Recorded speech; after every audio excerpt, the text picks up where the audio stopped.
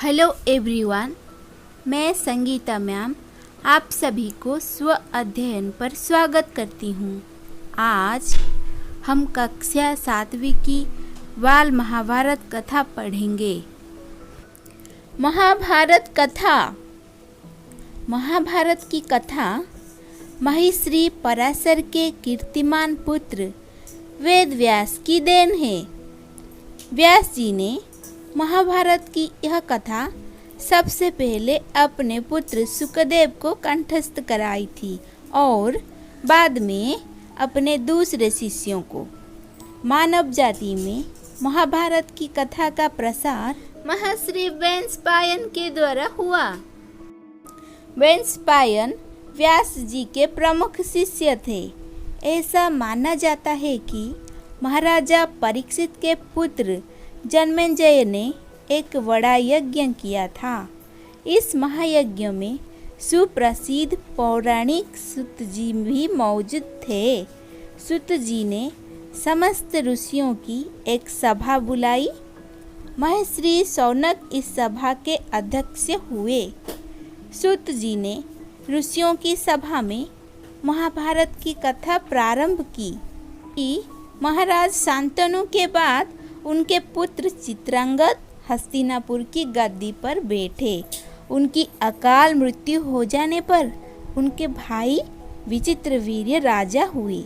उनके 2 पुत्र हुए, धृतराष्ट्र और पांडु। बड़े बेटे धृतराष्ट्र जन्म से ही अंधे थे, इसीलिए उस समय की नीति के अनुसार पांडु को गद्दी पर बिठाया गया। पांडु ने कई वर्षों तक राज्य किया। उनकी 2 रानियां थीं, कुंती और माद्री। कुछ समय राज करने के बाद पांडु अपने किसी अपराध के प्रायश्चित के लिए तपस्या करने के लिए जंगल में गए। उनकी दोनों रानियां भी उनके साथ ही गई। वनवास के समय कुंती और माद्री ने 5 पांडवों को जन्म दिया। कुछ समय बाद पांडु की मृत्यु हो गई। 5 अनाथ बच्चों का वन के ऋषि मुनियों ने पालन पोषण किया और पढ़ाया लिखाया। जब युधिष्ठिर 16 वर्ष के हुए तो ऋषियों ने 5 कुमारों को हस्तिनापुर ले जाकर पितामह भीष्म को सौंप दिया। 5 पांडव बुद्धि से तेज और शरीर से बली थे। उनकी प्रखर बुद्धि और मधुर स्वभाव ने सबको मोह लिया था।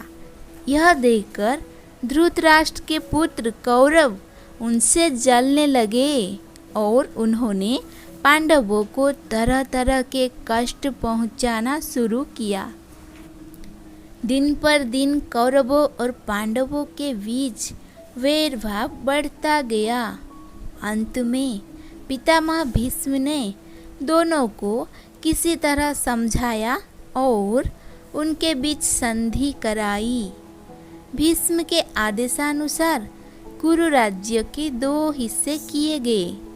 कौरव हस्तिनापुर में ही राज करते रहे और पांडवों को एक अलग राज्य दे दिया गया, जो आगे चलकर इंद्रप्रस्थ के नाम से मशहूर हुआ। इस प्रकार कुछ दिन शांति रही। उन दिनों राजा लोगों में चौसर खेलने का आम रिवाज था। राज्य तक की बाजियां लगा दी जाती थीं। इस रिवाज के मुताबिक एक बार पांडवों और कौरवों ने चौपड़ खेला। कौरवों की तरफ से कुटिल शकुनी खेला। उसने युधिष्ठिर को हरा दिया। इसके फलस्वरूप पांडवों का राज्य छीन गया और उनको 13 वर्ष का वनवास भोगना पड़ा। उसमें एक शर्त यह भी थी कि 12 वर्ष के वनवास के बाद 1 वर्ष अज्ञातवास करना होगा। उसके बाद उनका राज्य उन्हें लौटा दिया जाएगा। द्रौपदी के साथ 5 पांडव 12 वर्ष वनवास और 1 वर्ष अज्ञातवास में बिताकर वापस लौटे। पर लालची दुर्योधन ने लिया हुआ राज्य वापस करने से इनकार कर दिया।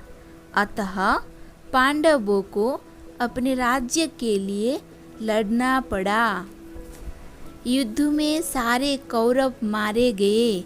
तब पांडव उस विशाल साम्राज्य के स्वामी हुए। उसके बाद 36 वर्ष तक पांडवों ने राज्य किया और फिर अपने पोते परीक्षित को राज्य देकर द्रौपदी के साथ तपस्या करने हिमालय चले गए। संक्षेप में यही महाभारत की कथा है। इसको हम आगे विस्तार रूप में पढ़ेंगे। बाल महाभारत कथा को पूर्ण रूप से जानने के लिए हमारे साथ जुड़े रहिए।